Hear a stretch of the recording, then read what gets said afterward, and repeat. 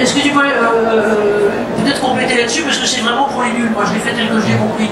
Alors, merci beaucoup. Du coup, le computer vision, c'est la capacité qu'a un système informatique à reconnaître quelque chose dans une image. Dans notre cas, nous, c'est plutôt des postures et des mouvements. Je crois que je vais te filer ton micro parce que le tien n'est pas terrible. Tu peux mettre plutôt sur le micro. C'est beaucoup mieux. Du coup, donc comme je le disais, nous, notre objectif va être de reconnaître des humains dans des images et d'en déterminer les données cinématiques, donc les données de mouvement. Pour la petite histoire, moi j'ai réalisé ma thèse chez l'industriel Faurecia, je ne sais pas si vous connaissez, qui est un industriel qui fait des sièges pour bagnoles. Et l'objectif chez eux, c'était comment on peut simplifier la captation de données pour pouvoir standardiser un petit peu nos évaluations ergonomiques. Et l'idée est venue à l'époque, et ça remonte à 2012-2013, je ne sais pas si tu te souviens, de mettre des Kinect dans les usines. Alors les Kinect, ça servait à jouer à Just Dance sur sa Xbox à l'origine.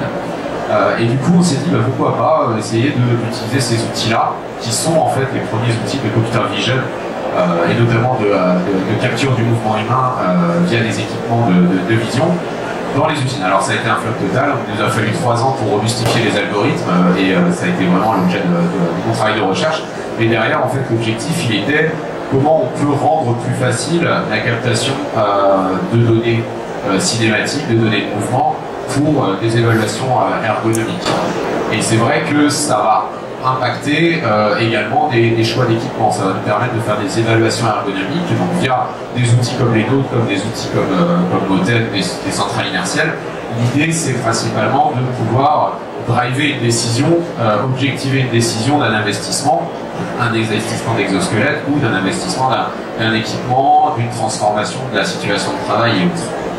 Et c'est vrai que nous, un cas d'usage que je voulais me présenter, c'était celui d'Equance, qui était assez parlant, du coup, qui va représenter, donc Equance, je ne sais pas si vous connaissez, c'est une entreprise de construction de bâtiments publics, Si je peux me permettre, c'est pas nul. Que Equance, moi je vais vous dire, je n'avais pas en tête.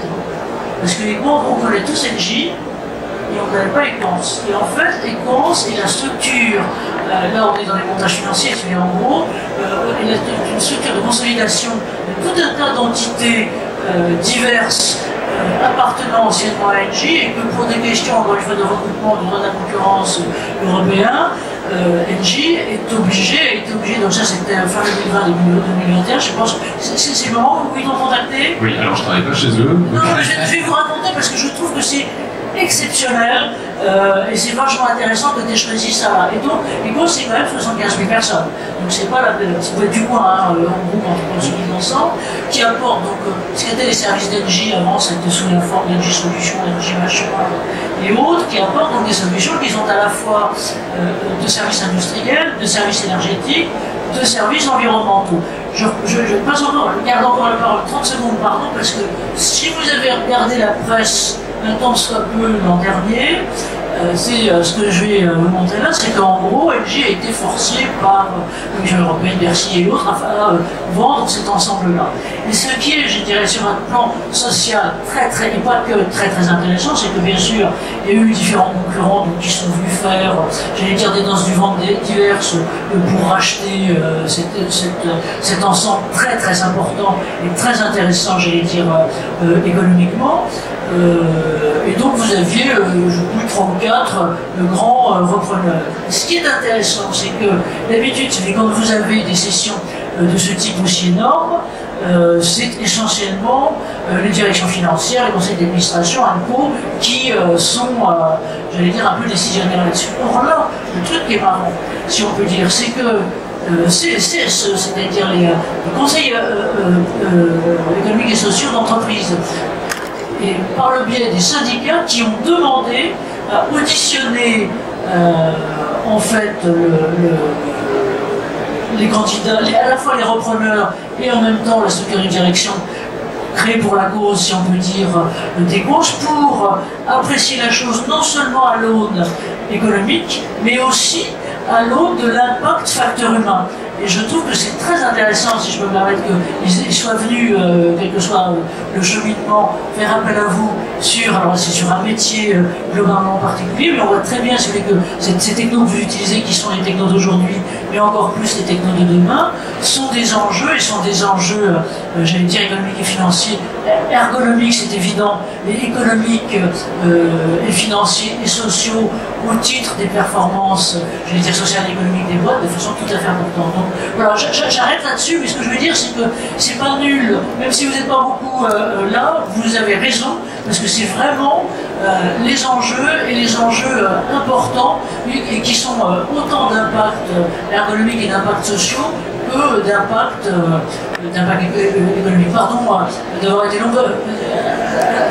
Pas de problème. Alors, si je peux juste avoir mes illustrations pour pouvoir parler un petit peu de ce cas d'usage. Donc, c'est un cas d'usage assez concret où Equans a fait appel à nous pour évaluer la pertinence de s'équiper d'un outil de perçage au plafond, alors qu'ils appellent la girafe. Et du coup, l'objectif qu'on a fait donc, avec nos outils a été en fait de comparer les deux situations. La situation manuelle, donc, comme vous pouvez voir, les deux premières images va être sur le positionnement du trou, donc pour pouvoir respecter le plan d'architecte. Donc là, on va être beaucoup sur des postures statiques en l'air, sur dessiner les trous qui seront par la suite, dans une deuxième temps, percés donc manuellement par une perceuse qui fait un bon 8 kg, et ça pour chaque trou. Donc pour vous donner un petit peu le contexte de l'activité qui a voulu être évaluée. Et derrière, l'intérêt pour Equans, c'était de pouvoir voir la pertinence de cette fameuse girafe que vous pouvez voir sur la troisième illustration, pour percer des trous. Donc ce dispositif-là, c'est un dispositif qui se localise directement et donc qui va se piloter un peu comme une Game Boy pour pouvoir replacer la perceuse et la visseuse directement dans les trous. Et l'idée était vraiment de voir quel est l'impact de la situation traditionnelle versus la situation avec l'outil. Derrière, nos analyses, comme vous avez pu voir sur l'analyse posturale qu'on a réalisée sur ces différentes situations, on note donc une réduction du risque de TMS, comme on peut le voir entre la première version et la deuxième. Donc l'idée, c'est vraiment de pouvoir objectiver la réduction et le gain attendu d'un point de vue postural et d'un point de vue du coup des risques qui sont attraits à cette notion posturale. Ce qui va être très intéressant aussi, c'est qu'on va pouvoir décortiquer le mode opératoire et donc pouvoir aussi quantifier le temps qu'on fait pour le mode opératoire. Donc là, c'était un peu double effet qui se coule parce que l'investissement permettait de réduire la pénibilité au niveau postural, au niveau des positionnements et du temps maintenu, mais également d'un point de vue du mode opératoire où le perçage de trous avait une diminution, donc on avait un temps moindre pour percer un trou avec la méthode de la girafe, ce qui a permis vraiment de pouvoir valider sur deux aspects un investissement conséquent, parce qu'une machine comme ça, c'était vraiment quelque chose, un investissement à plusieurs dizaines, voire même plus de milliers d'euros. Donc l'idée, c'est vraiment d'utiliser des outils très simples. Vous voyez là, on est sur, on place rien sur le corps de l'opérateur. On va vraiment juste en fait traiter la vidéo qui va être réalisée, et on va pouvoir faire des comparatifs via des grilles de cotation ergonomiques qui sont issues de la littérature. Hein. Donc, on n'a pas inventé de grilles de cotation, mais on va se baser vraiment sur des grilles issues de la littérature, mais pour pouvoir objectiver, comme je disais, l'intérêt et l'impact réel qu'on peut avoir sur un aménagement de poste. Ça peut être sur un exosquelette, mais ça peut être sur même un aménagement purement du mode opératoire. Donc ici, on est sur un équipement. Mais dans l'idée, on va pouvoir vraiment rassurer aussi la personne qui va devoir prendre la décision financière avec des aspects humains et financiers. Et c'est vraiment ça tout l'intérêt de pouvoir l'objectiver pour pouvoir vraiment donner des marges de manœuvre financiers derrière. Merci, parce que justement, derrière l'évaluation spot, si on peut dire, qui aura duré un temps, mais relativement court, avant, après, avec le système, sans le système, on voit bien qu'il y a la décision d'investissement, la décision de la modification du poste, et donc tout ce qui est j'allais dire de l'accompagnement, de la formation ou autre, et on voit bien, enfin, encore une fois de l'extérieur, c'est que Equance, pour moi c'est une entité un peu nébuleuse, mais a vraiment envie d'investir sur ce type de poste, donc ce type d'intervention. Ils ont toutes, si vous voulez, en ce moment une espèce de dynamique de présentation autour de ce qu'est, et on voit bien ce que sont les enjeux derrière, de Smart City, de Smart Building et autres, et à un moment où peut-être que le marché d'un certain côté s'est un peu retourné avec les suites du Covid et autres, où on a des rétrécissements et autres, on voit bien si vous voulez, que ce qu'étaient les modes de construction qui pendant tout un temps construisaient pour 30 ans, là on sait maintenant qu'on va beaucoup plus vers du modulable, et que donc ce genre de poste qui est essentiellement de l'association du modulable va devenir quelque chose de tout à fait important. Donc je pense que c'est, si je peux me permettre par hasard, qui sont venus nous chercher sur ce type de questions et sur ce type d'aménagement qui demain va être tout à fait utile. Merci.